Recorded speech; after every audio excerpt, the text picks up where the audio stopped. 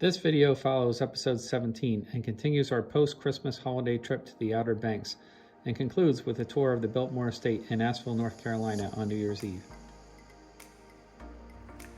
Following our morning visit to Yorktown on December the 28th, we drove south to Kitty Hawk, North Carolina.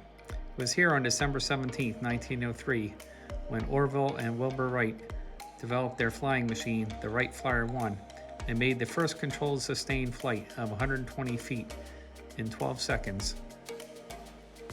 The second and third flights covered 175 and 200 feet respectively.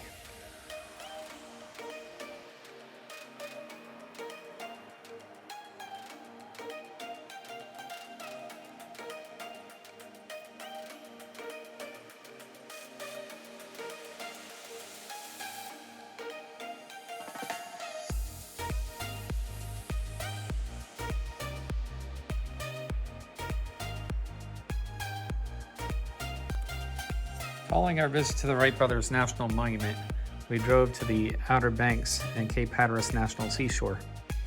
Here we stopped at the Bodie Island Lighthouse.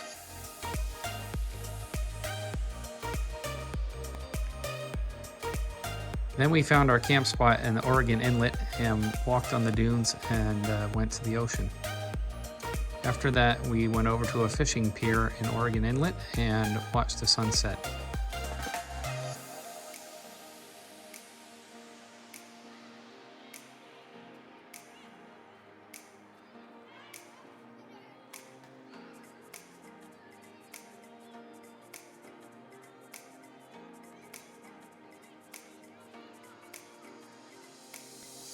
We woke up early in the morning of December the 29th so that we could see the sunrise over the Atlantic Ocean. Just a short little hike over the dunes and we were on the beach, right by our campsite. Here we waited and watched as the sun came up over the horizon, watching the seagulls and the pelicans flying, and even an occasional dolphin.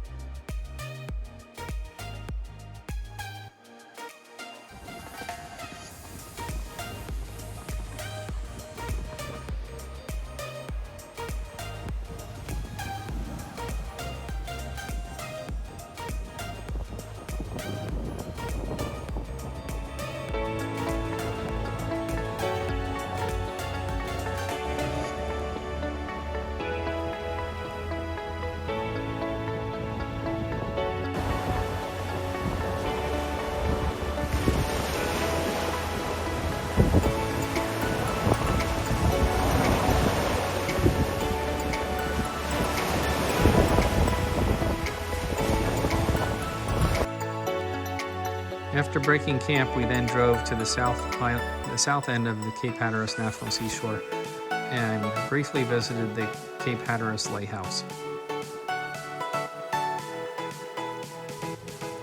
We then headed to the tip of Cape Hatteras and waited in line for the ferry to Ocracoke Island. This is a free ferry. We arrived at 9:30, but we missed the 10 o'clock ferry by one car. So with an hour to spare, we went to the graveyard of the Atlantic Museum and killed a little time there before taking the 11 o'clock ferry over to Ocracoke Island. Once we were on Ocracoke Island, we explored the island for a while trying to find the lighthouse, which wasn't very easy to find using Google Maps, and eventually found the lighthouse.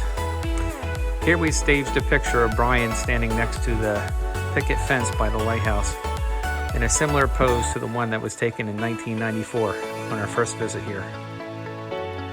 You can see the comparison side by side in this picture.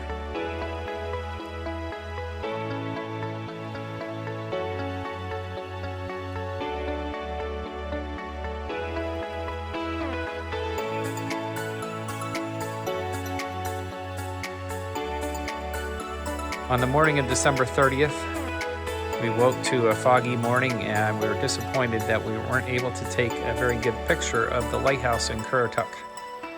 It was our goal, as in 1994, to take pictures of all 4 lighthouses in the Outer Banks: Bodie Island, Cape Hatteras, Ocracoke Island, and the Currituck Lighthouse. Incidentally, in 1994, when we were on our first vacation to the Outer Banks, I was taking slide film and I had a 24 exposure roll. And I was getting to picture number 26, 27. I'm thinking, this is weird. Usually I don't get that many extra photos on my roll. I opened up the back of the camera and found that I had loaded the film wrong and I had missed all those pictures. We wound up going back and spending 2 days retaking all the photos I missed of the lighthouses. After a long day of driving on December the 30th, we got up early on December 31st and drove to the entrance of the Biltmore Estate, arriving a bit early before they opened their gates at 8:30. And then we went immediately to Deer Village, which is an inn area of the estate, where they were hosting the Van Gogh Immersive experience. We got tickets for the 9:15 exhibit, and we went in and enjoyed the Van Gogh set to music and video.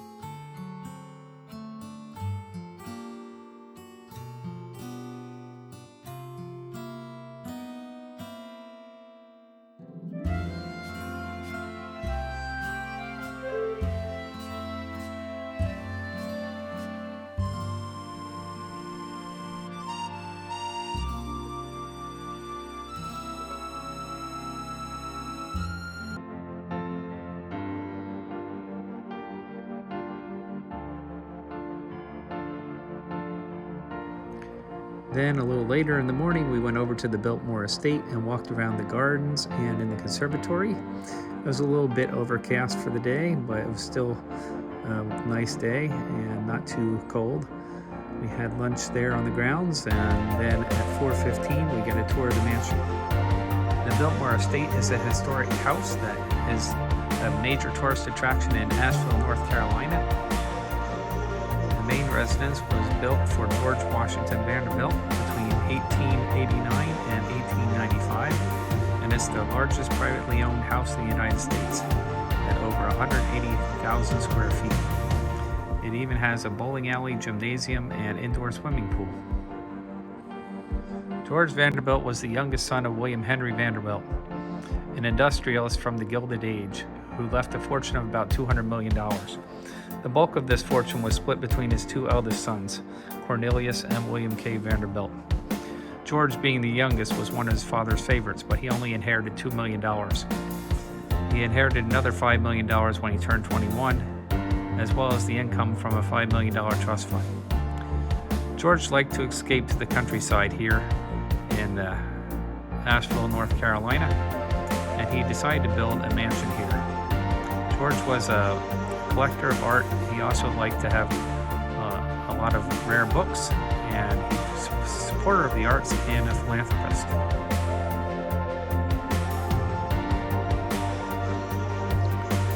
The banquet hall had a 7-story high ceiling and Flemish tapestries.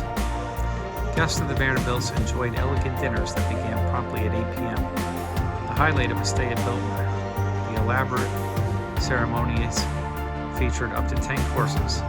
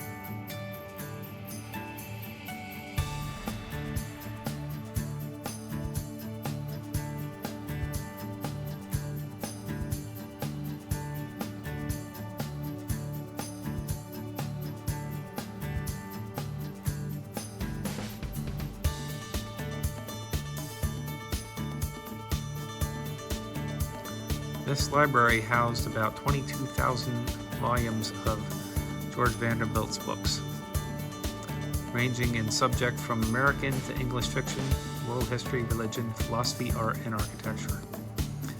The amazing ceiling features the Chariot of Aurora, painted in the 1720s by the Italian artist Giovanni Pellegrini.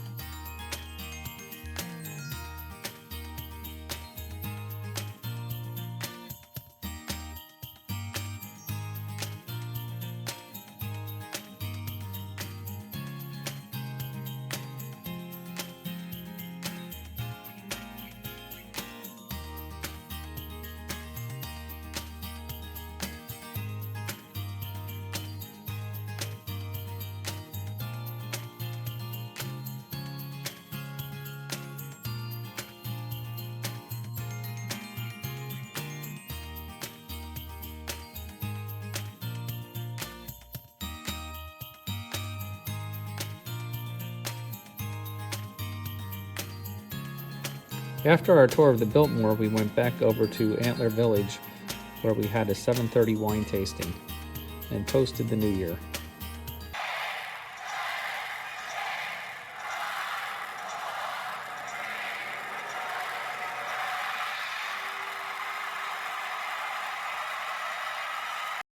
As always, thanks for watching. If you liked this video, please click like and be sure to subscribe for more content.